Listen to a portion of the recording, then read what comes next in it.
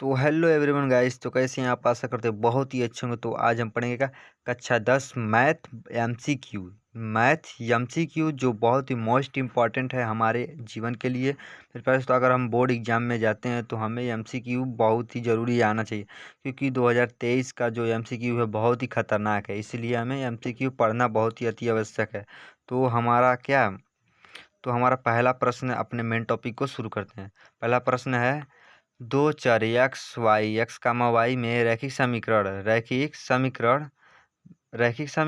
ए x धन B Y धन सी बराबर 0 के वास्तविक संख्याओं के समुच्चय में कितना हल होगा।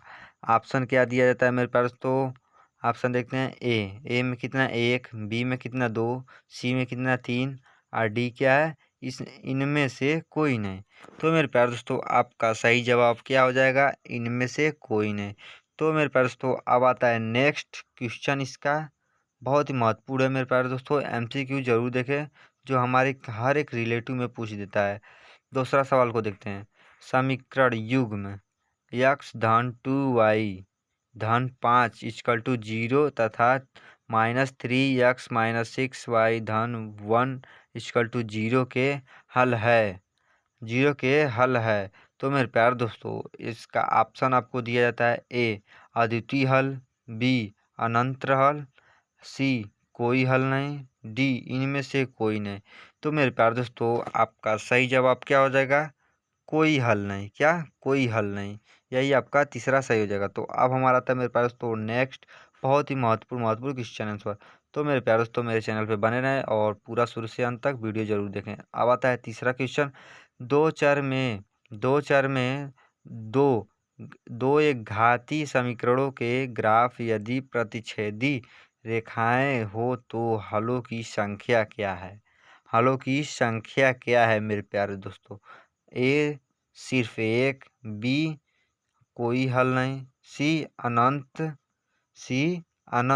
डी इनमें से कोई नहीं। तो मेरे प्यारे दोस्तों, आपका सही जवाब क्या है? ऑप्शन नंबर ए सिर्फ एक। क्या? सिर्फ एक। अब हमारा आता है मेरे पास तो नेक्स्ट को देखते हैं। हमारा बहुत ही महत्वपूर्ण है। इसका ए हो गया।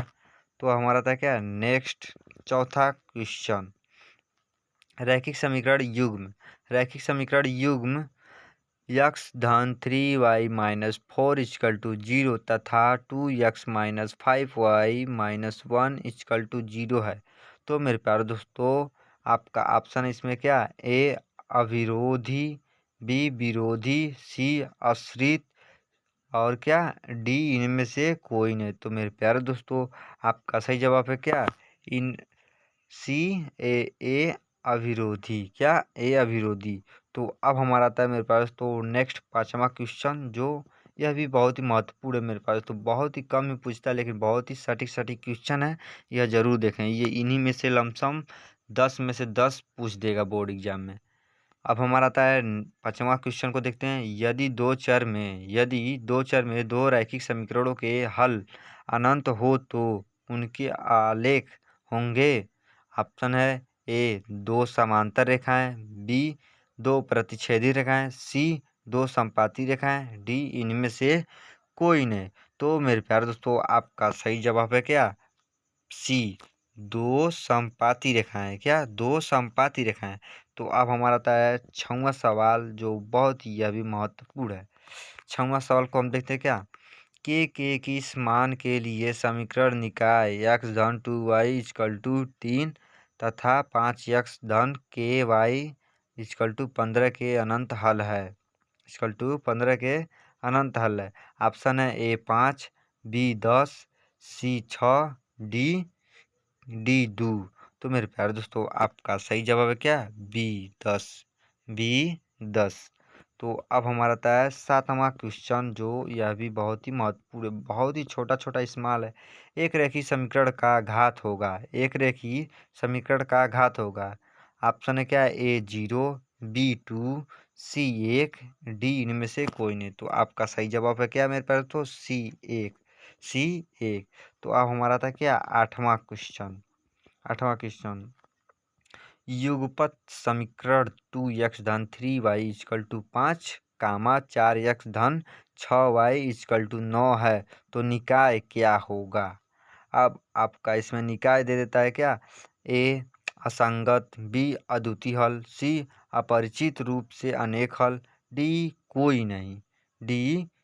तो मेरे प्यारे दोस्तों आपका इसमें सही जवाब क्या हो जाएगा, ऑप्शन ए असंगत। क्या असंगत। तो अब हमारा था क्या 9वां क्वेश्चन, जो यह भी बहुत ही महत्वपूर्ण है मेरे पास। तो के के मान अवश्य पूछता है बहुविकल्पी में, यह जरूर देखें। बहुत ही very very most important question मैं आपको बता रहा हूँ। के किस मान में किस मान के लिए समीकरण x धन 2y इक्वल टू 7 तथा 2x धन ky इक्वल टू 14 संपाती होगा। तो आपका इसमें क्या हो जाएगा मेरे पास, तो ऑप्शन भी दिया गया क्या, ए 2 बी 3 सी 4 डी इनमें से कोई हल नहीं। तो मेरे प्यारे दोस्तों आपका इसमें सही जवाब क्या हो जाएगा, सी 4।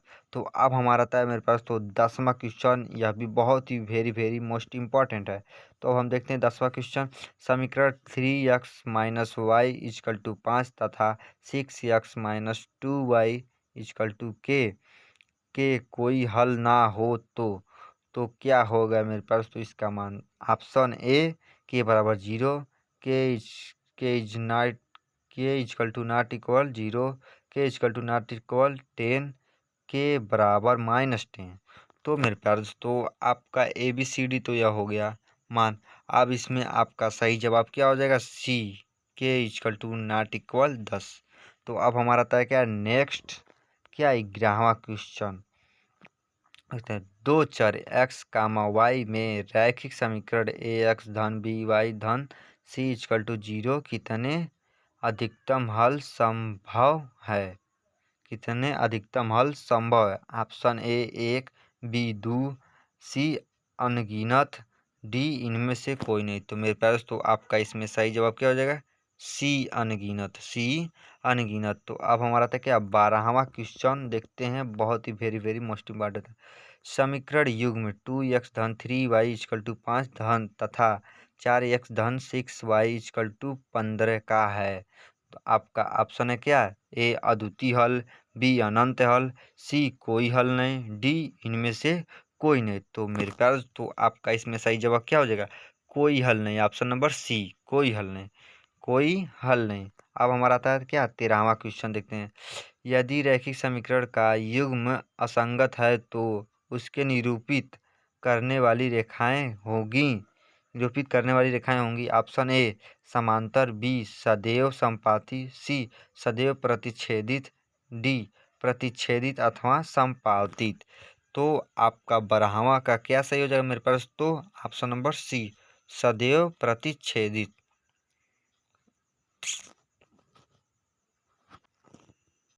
अब हम 13वां क्वेश्चन को देखते हैं। यदि रैखिक समीकरण का युग्म असंगत है तो उसे निरूपित करने वाली रेखाएं होंगी।